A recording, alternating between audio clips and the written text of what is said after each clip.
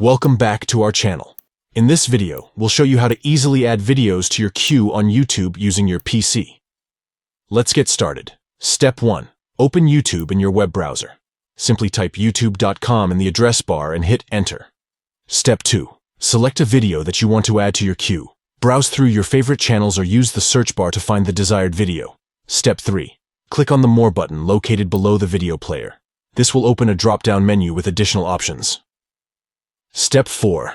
Select Add to Queue from the drop-down menu. The video will now be added to your queue, which you can access by clicking on the queue icon at the bottom of the screen.